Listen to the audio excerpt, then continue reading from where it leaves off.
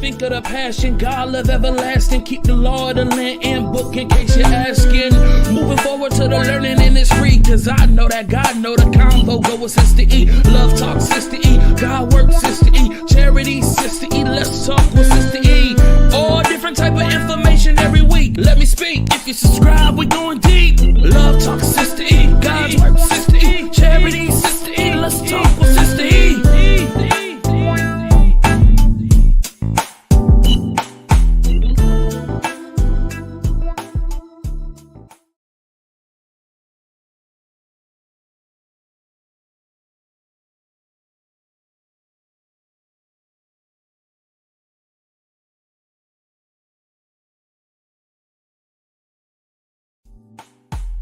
Think of the passion, God love everlasting. Keep the law of the land and book in case you're asking. Moving forward to the learning and it's free. Cause I know that God know the combo go with Sister E. Love talk Sister E, God work Sister E. Charity Sister E, let's talk with Sister E. All different type of information every week. Let me speak, if you subscribe we going deep. Love talk Sister E, God work Sister E. Charity Sister E, let's talk with Sister E.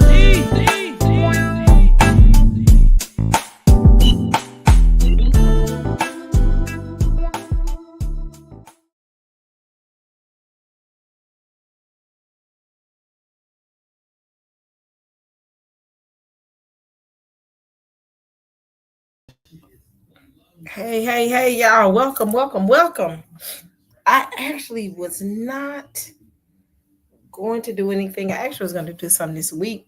I was going to bring Dante up here, but yeah, I promise y'all, today has been a day and a half. I have had the longest couple of weeks. So, give you a little backstory of what's going on. So, and then we'll get into the actual subject. I'm waiting for a couple of people to hop on. Our discussion point is, let's just talk through that real quick. So we're going to talk about the Insurrection Act of 1807. And with that being said, y'all, it's a lot going on. So y'all just bear with me. Since Eve been working on some stuff for work, get myself together for this, upcoming venture I'm about to walk into and get prepared with exams and all that. So y'all, I have been just a whole nother realm within itself. So I am a little bit on the tired side, but I did want to talk about this. One, I want to talk about this because I'm gonna bring my little love up in just a second, and I'm gonna see if hot sauce. Anybody that want to join, the link is pinned. But number one rule is no cussing. Let's be respectful and just bring some great points and insights into what's going on right now. Because again, we got a situation where Trump is talking about Insurrection Act 1807. So what I'm gonna do is, before we even have the conversation, I'm gonna pull myself out for a second. For those who don't know what that entails, I'm gonna play a little video where it shows you, or explains to you rather, what that means from a legislation perspective. So, or a legislative perspective. I couldn't get it out. But let me read my little caveat here so that I don't get, my little excerpt, my little thing, so I don't get no trouble. So, copyright disclaimer under Section 107 of the Copyright Act of 1976. Allowance is made for fair use for purposes such as criticism, comment, new reporting, teaching, scholarship, education, and research. Fair use is a use permitted by copyright statute that might otherwise be infringing. So, fair use, and this is going to be for education and research purposes only, what we're getting ready to discuss. So, y'all bear with me. I've been losing my voice, so I'm trying to get it together. So, I'm going to play this little video first, and then I'm going to bring my little love up and anybody else that wants to be involved in this conversation. So, but let me do something real quick because I realize I'm on the wrong browser. Let me come out of here and go into my other browser, and I'll be right back.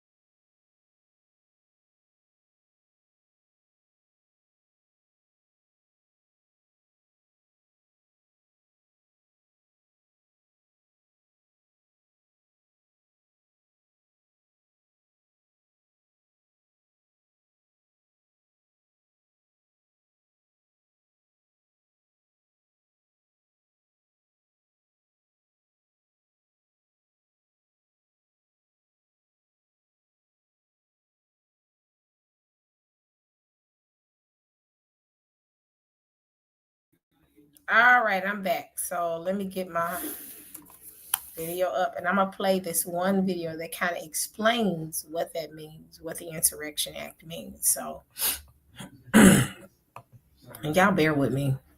This weather change is really wearing at me. So hold on. Then I'm gonna play a couple other videos because it's showing how heated everything is right now. Uh, so fair use, again, this video is used for education and research only. Research purposes only. I want to kind of get everybody aware of what that means, the Insurrection Act. So let me share my screen. And then fair use, fair use, fair use. I'm going to share.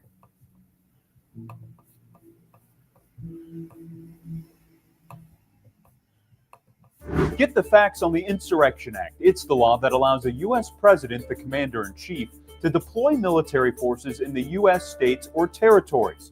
The current Insurrection Act became law in 1807, though an earlier version was signed in 1792. It outlines 3 paths for a president to call in the military or National Guard. The first comes when a state governor or legislature requests help. That's how it's most often been used. The other 2 paths leave the decision up to the president. They can send troops to stop an unlawful assembly or rebellion against federal authority when it can't be done by ordinary actions or courts.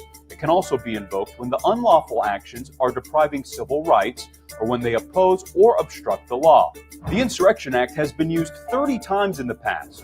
After the landmark Brown versus the Board of Education ruling, Presidents Dwight Eisenhower and John F. Kennedy both invoked it over the wishes of state governors to help facilitate school integration. It was last used by President George H.W. Bush during the Los Angeles riots in 1992. The Insurrection Act is the one exception to other laws that prevent the military from assisting in civil law enforcement, but the act is not martial law, which is when the military replaces civilian law and authority. Helping you get the facts, I'm John Cardinelli. Now, from Atlanta News First.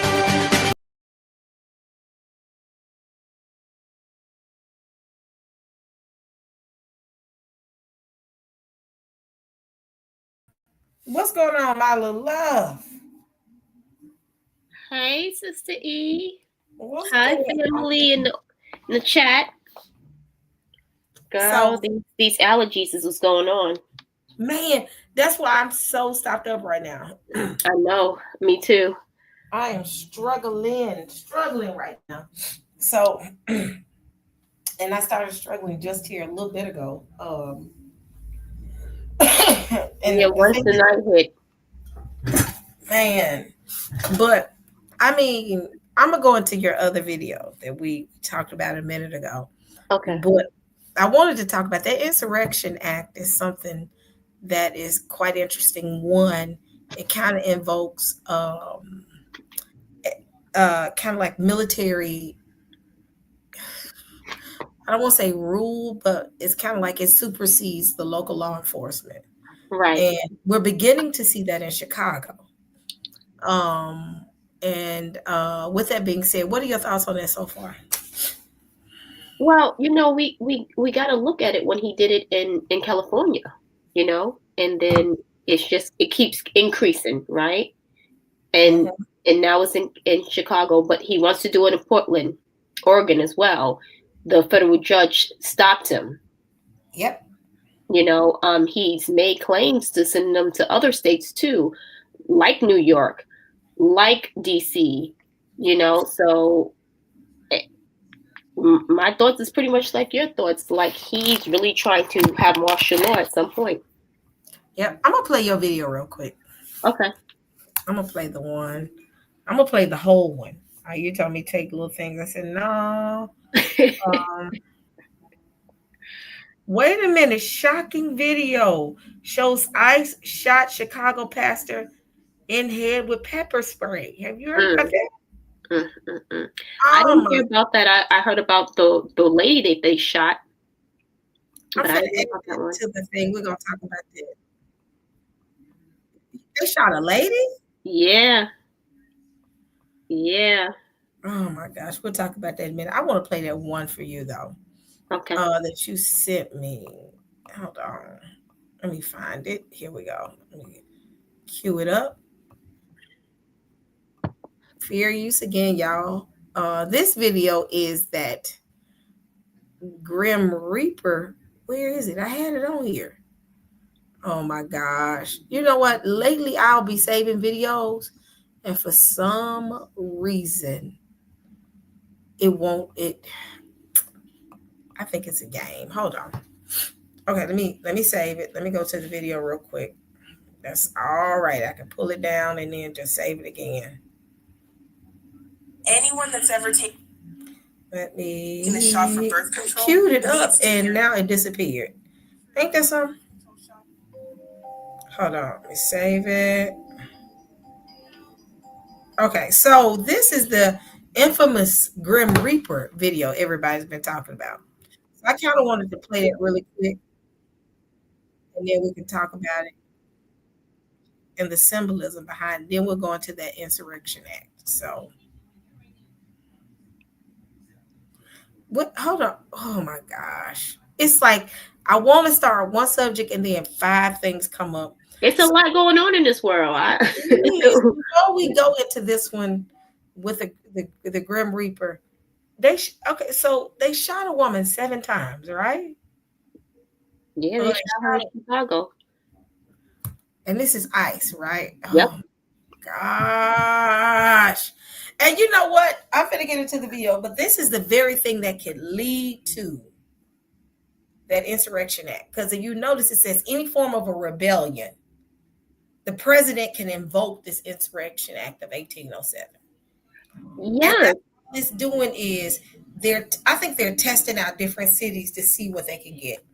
Memphis, not going to do too much protesting. When they saw all these military units coming in, as far as National Guard, ICE, all these federal agents coming in, Memphis folks finna go in the house and they not gonna be seen until they leave. I know that much about the folks in Memphis.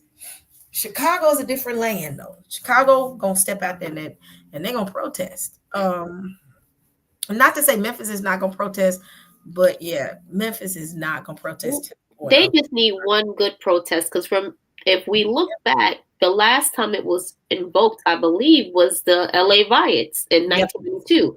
So all they need is a good protest, and he got it. That's it, and that's what he's shooting for right now. Yeah. Yes, that's why he's poking the bear. He really is. And the thing is, this shooting is the very thing that can lead to that. I'm trying to find it, the video. It's like I want to start talking about something else, and then there we go. And then you talk about, and I'm not all the way straight on this because I didn't get a chance to actually do a little bit more deep diving, but I know a lot of videos was popping up about these young gangsters and whatnot coming out, defending their streets for the public, for the community. So I don't know, Memphis may, if some of them gangs come out, they may have a riot on their hands. Now, if Memphis ever cuts up, though, I tell people, I said that's a powder keg. Memphis is one of those cities, if they ever cut loose, it's not gonna be pretty. It's not. It's like that beast that if you just leave it alone, but once you poke that bear is gonna shoot out. And I feel like if Memphis shoot off, they're not going to be able to stop them. Not to say that it's not gonna happen with Chicago, but I definitely know that once Memphis goes there, that's it. Right. You might as well just say, hey, we're here now. And what it's beginning to look like is, one, it looks like it's going to be some infighting. It almost looks Civil War-ish. I don't want to say it is, but it looks a little Civil War-ish. But it's that's next. That's next. Oh, yes. And it's not going to be between North and South. It's going to be Republicans, Dems, because the Democrats and Republicans are already beefing. Because I have a video I'm getting ready to show where literally a Democrat told a Republican to shut his mouth. I said, oh my gosh. And then you saw the thing with Kamala. Kamala dropped that big F-bomb. I said, oh my gosh, it's about to go down. That's all I'm saying. I'm just got my little popcorn maker. I just bought me a little popcorn maker. That's all I'm gonna do is eat my popcorn and watch it and probably talk to you on the phone and a couple other people on the phone. And we're just gonna sit and Angie and we're just gonna sit and watch what's about to pop off. Because it is. But let me play this video because I wanna talk about this one.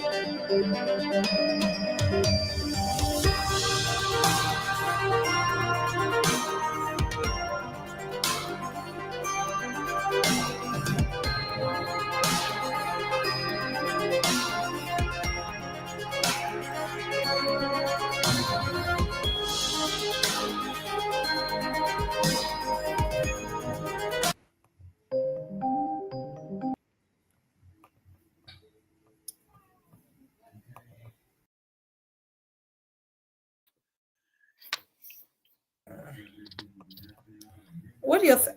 That right there is interesting. You told me to look at this like a couple of days ago, and I'm sorry, sis, I kind of drug my feet. You know, I've been in La La Land. And when I saw it, I said, oh, this AI. Now tell the backs. I'm not going to take credit for this. I'm going to let you talk about it. What's the backstory on this? Grim Reaper. The crazy thing is I didn't know too much about it. And actually, let's shout out Pastor Kelly because he actually did a live.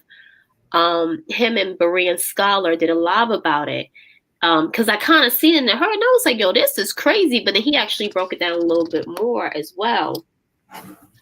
But the crazy thing is, I mean, you know, he did it around the government shutdown time, right? So it's a message. It's clearly a message to us all to see this. Like, it's an AI generated thing, right? But he's as the Grim Reaper, he's hitting the cowbell, and the other Grim Reaper is the architect of the 2025 project or whatever that thing was that they wrote up. And then he, you know, and then you see him with the money bag and whatnot. Listen, if you didn't think that this world is going down with some gasoline draws before, you have to know it is now. It is about, I mean, because you see the unrest. The unrest isn't something that they can hide anymore. I don't think this is scripted. I've heard people say, oh, this is scripted. No, I think this is actual. No, he's telling you, he's playing. What you say? He's playing in your faces. He is, and ain't nothing they can do about it. Well, think about it. Remember the first one he did with the whole Gaza Strip thing, right? And then he had the big old statue of gold, similar to scripture, you know what I'm saying? And now he has this one depicting himself and his crew as Grim Reapers. What is a Grim Reaper? Death.